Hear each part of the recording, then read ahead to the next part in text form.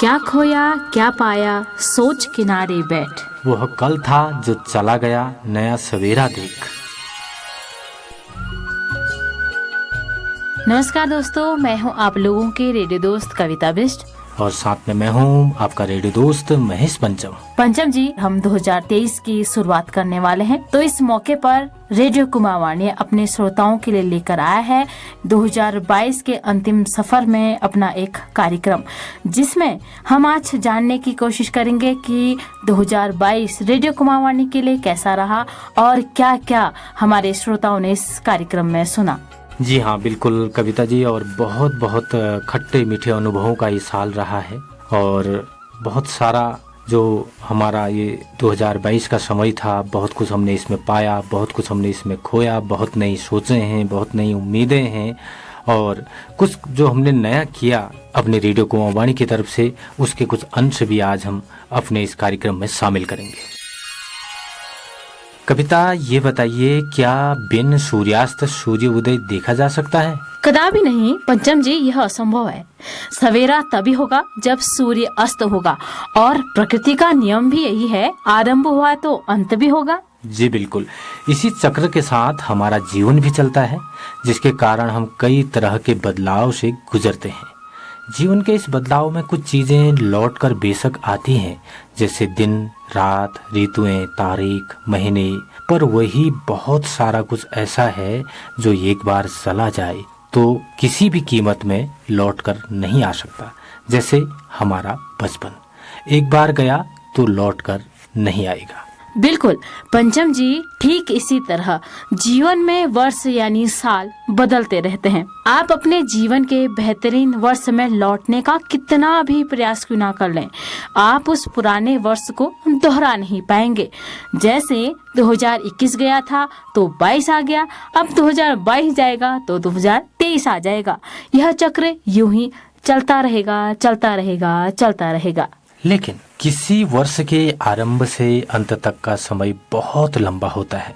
12 महीने यानी कि 365 दिन और लगभग 8,766 घंटे जब पूर्ण होते हैं, उसके बाद जाकर एक वर्ष बदलता है। और इस बदलाव के साथ हमारे जीवन में भी कई उतार चढ़ाव आते हैं।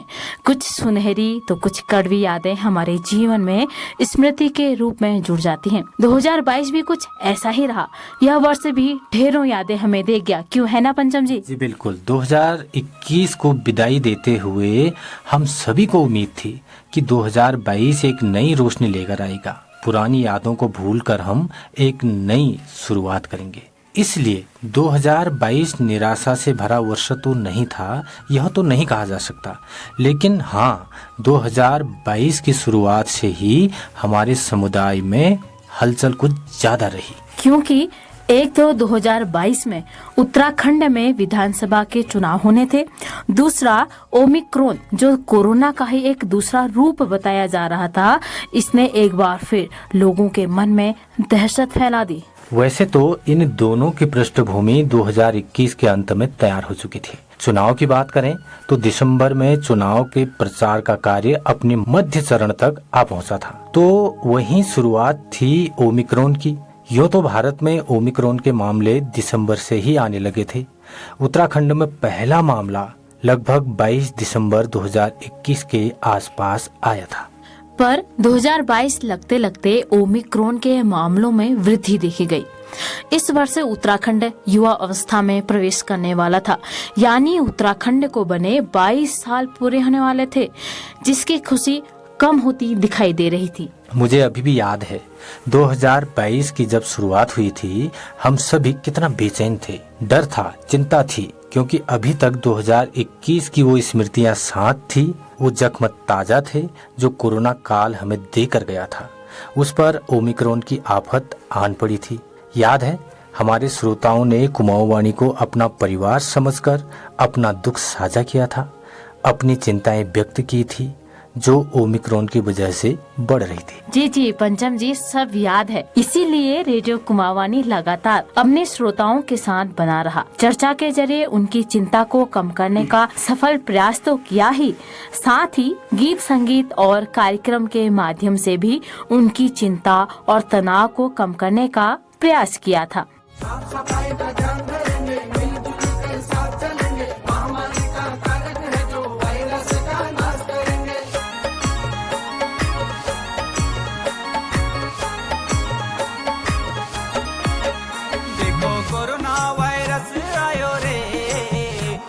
कोरोना वायरस आयो रे, जरा बच के चलना है, अब शेक हैंड करना छोड़ के नमस्ते करना, नमस्ते करना, अब शेक हैंड करना छोड़ के नमस्ते करना, नमस्ते करना। उत्तराखंड बीते वर्ष की भांति इस वर्ष भी हर किसी न्यूज चैनल पर छाया रहा। कारण स्पष्ट था, आगामी चुनाव। तो चुनाव का कार्य जोरों पर था। सभी लोग अपनी पुरानी उपलब्धियों को गिना रहे थे। पहाड़ की वर्तमान में जो दुर्दशा है, पंचम जी उस पर अधिक मुद्दे दिखाई नहीं दिए। पर किसी भी पार्टी के पास मुद्दे हो या ना हो, चुनाव तो होना ही था। इसीलिए हमने अपने श्रोताओं को मतदान देने की सलाह दी। साथ ही हमने चुनाव को ध्यान में रखते हुए सभी उम्मीदवारों से हमने उनके जो विचार हैं उनको जाने और कुमावाणी के माध्यम से अपने श्रोताओं तक पहुंचाए। काका काकी, चाचा चाची, भैया भाभी, सुन लो मेरी बात।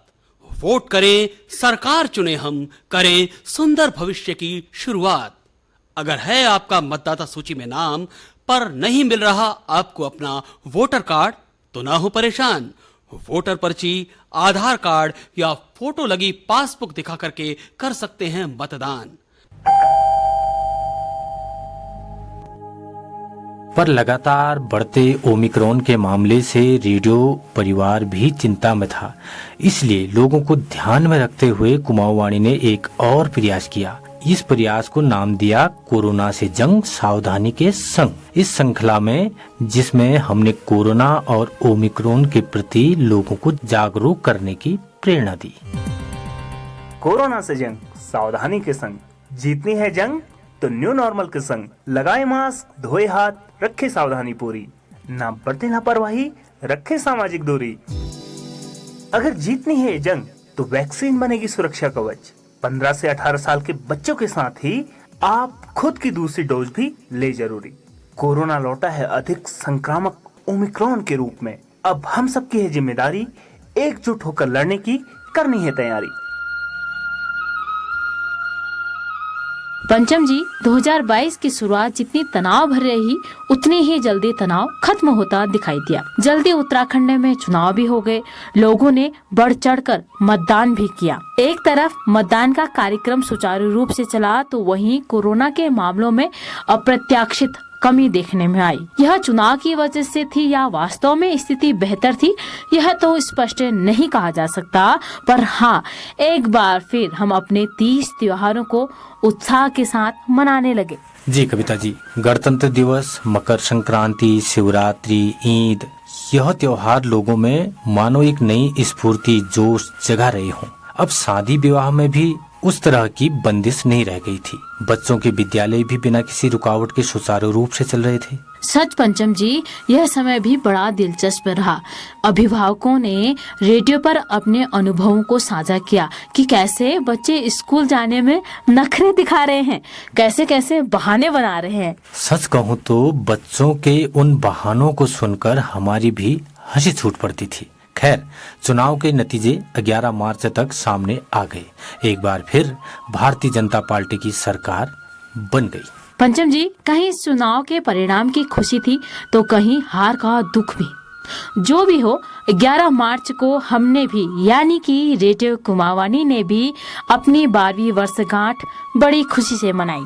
कविता जी, मैं एक बात यहाँ पर और जोड़ना चाहता हूँ। जहाँ आपने चुनाव की बात करी और भारतीय जनता पार्टी की सरकार बनने की बात कही, लेकिन यहीं पर इस बार चुनाव में आपने देखा कि बड़ी बड़ी हस्तियां चुनाव हार गई थी।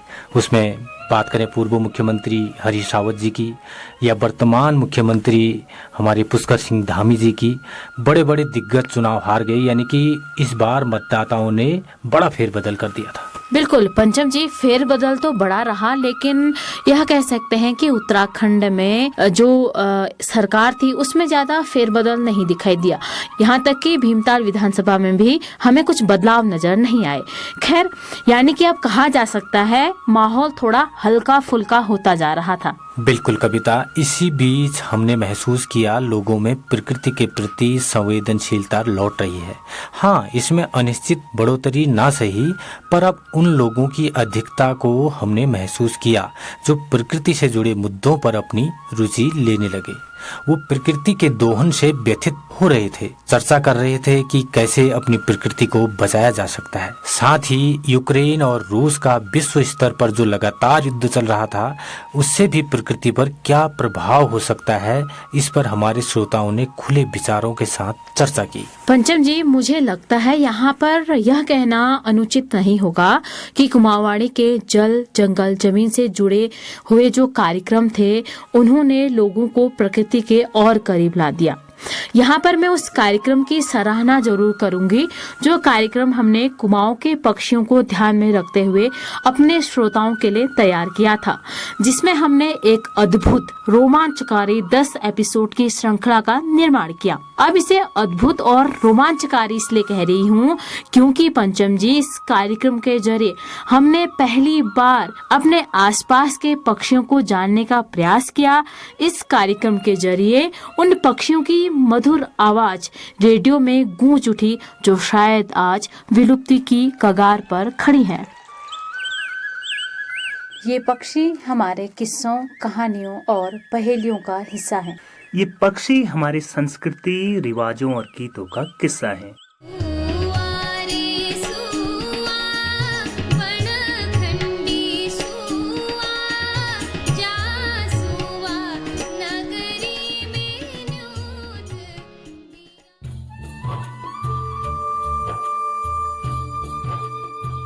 जी कविता, जब यह कार्यक्रम रेडियो से प्रसारित किया गया तो समुदाय के लोगों ने भी यह स्वीकार किया कि प्रकृति पर मनुष्य का एकाधिकार नहीं, बल्कि यहाँ रह रहे हर एक प्राणी का इस पर अधिकार है, तो मनुष्य को इसका रक्षक बनना ही होगा। बिल्कुल पंचम जी, इस कार्यक्रम के साथ ही हमने पर्यावरण में होने वाले कुछ महत्वपूर्ण गतिविधियों पर भी कार्यक्रम के जरिए समुदाय में लोगों के साथ चर्चा की, जिसमें जल संकट, आगजनी, जलवायु परिवर्तन का परिणाम, पर्यावरण प्रदूषण पर रोकथाम, पर्यावरण दिवस और मानव गतिविधियों से पर्यावरण को होने वाले नुकसान जैसे विषय मुख्य रहे। साथ ही खेती बाड़ी में नई तकनीक, रेडियो सफर, बागवानी, घसियारी योजना, लम्फी वायरस जो गाय में फैल रहा था पर बातचीत रही।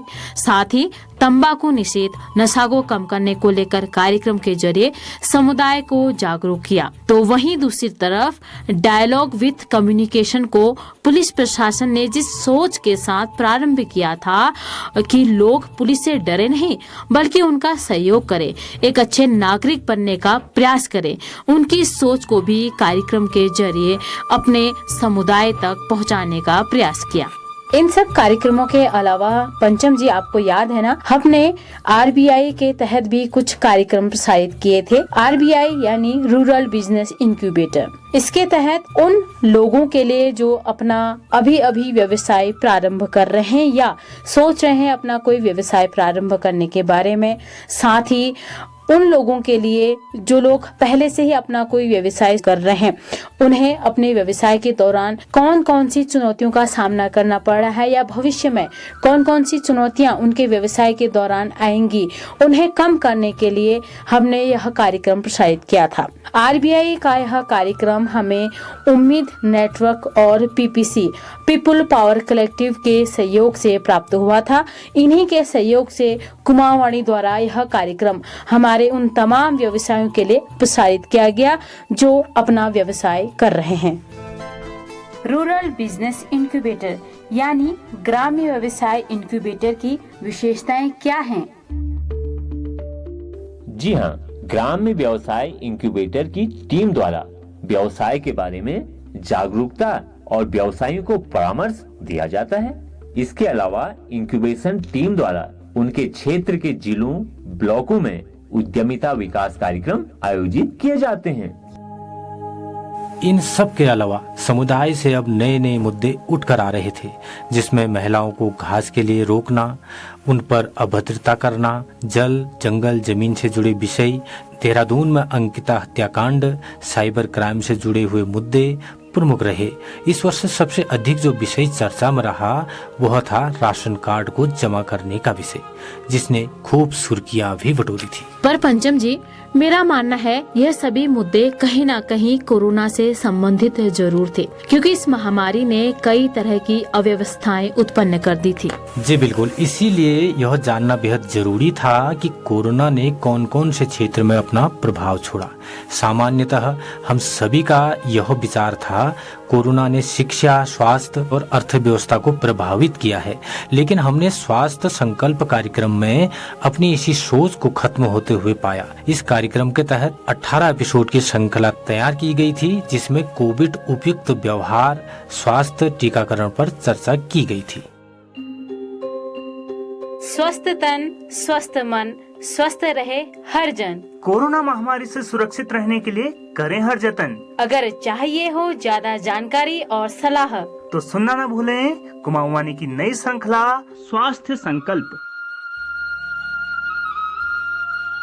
पंचम जी, इस कार्यक्रम में सबसे महत्वपूर्ण था कोरोना काल में प्रभावित क्षेत्रों को जानना और लोगों के अनुभवों से सीखना। स्वास्थ्य संकल्प से ही हमने उन सभी मुद्दों को जाना जो कोरोना से उत्पन्न हुए। जैसे बच्चों की शिक्षा तो प्रभावित हुई ही, लेकिन कोरोना में बच्चों के अधिकारों का भी हनन हुआ। इससे पहले कभी भी इस पर चर्चा नहीं की गई। साथ ही लोगों का व्यवसाय, लोगों का खान पान, उनका रहन सहन, उनकी मानसिक स्थिति, उनकी शिक्षा, उनके व्यक्तित्व में किस तरह का परिवर्तन कोरोना ने किया है, इन सभी विषयों को इसमें शामिल किया गया था और जिनका प्रभाव आने वाले समय में यकीनन समुदाय पर पड़ने वाला है। इस कार्यक्रम में एक सबसे महत्वपूर्ण और मैं कहूँगा कि हमारे लिए लंबे समय बाद एक बहुत ही अच्छा अनुभव रहा, जिसमें हमने समुदाय के बीच जाकर लोगों को कार्यक्रम सुनाया।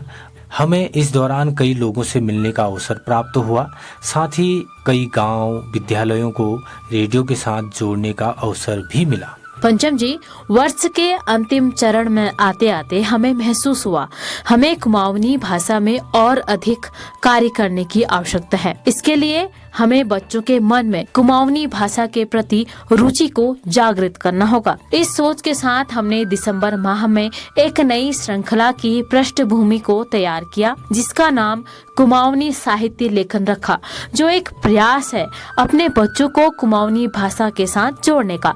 इसमें वर्तमान में 5 विद्यालय के विद्यार्थियों ने प्रतिभाग किया और कुमाऊनी भाषा में अपनी प्रतिभा को प्रदर्शित कर कुछ रचनाएं रचने का प्रयास किया।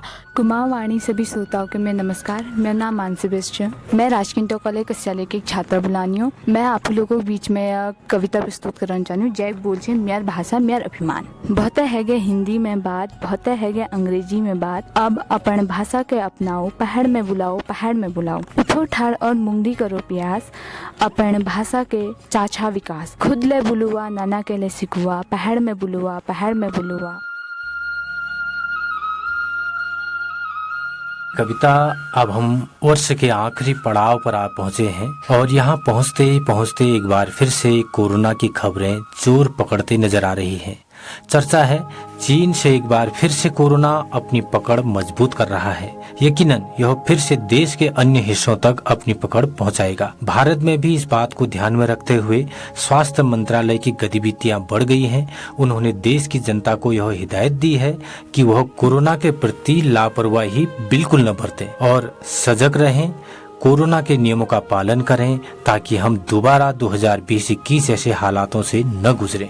चाहे हालात कैसे भी हों, कुमाऊं वाणी अपने श्रोताओं के साथ बना रहेगा और कोरोना के प्रति सजग रहने के लिए अपना कार्यक्रम लगातार लाता रहेगा। पंचम जी, साथ ही इस बार तारीफ करनी होगी हमारे उत्तराखंड के उन युवाओं की जिन्होंने खेल में अपना बेहतरीन प्रदर्शन किया है, क्योंकि हाल ही में राष्ट्रीय खेल केरल में आयोजित किए गए हैं, जहां पर उत्तराखंड के कई बालक बालिकाओं ने स्वर्ण पदक जीतकर उत्तराखंड का नाम रोशन किया है। साथ ही अगर हम बात कहें अंतर्राष्ट्रीय स्तर पर भारतीय हॉकी टीम ने भी अपना बहुत अच्छा प्रदर्शन दिया। लेकिन बात करें क्रिकेट की, 2020 विश्व कप था, उससे बड़ी उम्मीद हमारे देश को थी, लेकिन इस बार भी कप वापस नहीं आ पाया, जिसका लोगों में बड़ा रोष रहा। अच्छा बुरा ये समय का दौर है पंचम जी, क्योंकि ये अनुभव हमें जीवन में आते रहेंगे। तो इस प्रकार हमारा यह 2022 कुछ खट्टे कुछ मीठे अनुभवों के साथ पूरा हुआ। उम्मीद है जैसे अनुभव हमें 2022 में मिले, इस प्रकार के भविष्य में भी मिलते रहेंगे, क्योंकि हर एक अनुभव बहुत कुछ सिखा कर जाता है। सही कहा पंचम जी आपने। लेकिन इस वर्ष जो भी कार्य हमने किए, जो भी अनुभव हमको अपने कार्य से प्राप्त हुए, उन सब में हमारे श्रोताओं की बराबर की भागीदारी रही। हमारे श्रोता कभी हमारे मार्गदर्शक बने तो कभी हमारे साथी बनकर सामने आए, क्योंकि हम यही मानते हैं यह हमारा एक परिवार है। यहाँ हमें एक दूसरे के सुख दुख में साथ देकर आगे बढ़ना है। और अब आगे बढ़कर 2022 को कहना है अलविदा और करना है स्वागत 2023 का एक नई उमंग, नए जोश के साथ। तो कुमाऊवानी की तरफ से हमारे परिवार यानी हमारे श्रोताजनों को पंचम जी नववर्ष की हार्दिक शुभकामनाएं देते हैं। जी, खुश रहिए, हंसते रहिए, मुस्कुराते रहिए और अपने अपनों का ख्याल करते रहिए।